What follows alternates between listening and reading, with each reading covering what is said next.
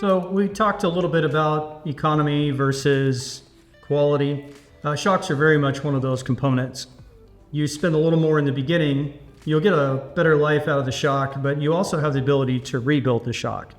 Lower end shocks, they can't be rebuilt. Most people may not even know your shock can be rebuilt, but some of them can, and they cost more up front, but the fact that you can rebuild them means that you're going to spend less down the road. The other part is some of these shocks are very particular to the vehicle, so you can't just go buy a replacement.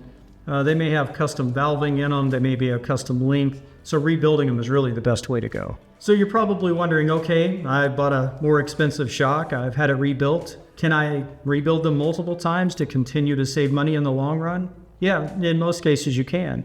If you look at this shock, this is one of the examples of when you can't because of the wear involved in this shock. This shock was allowed to go way, way too long without being serviced. It is important to pay attention to your shocks and notice what they're doing, if they're leaking or if you've got abnormal tire wear. Those are key indicators that the shocks need to be rebuilt.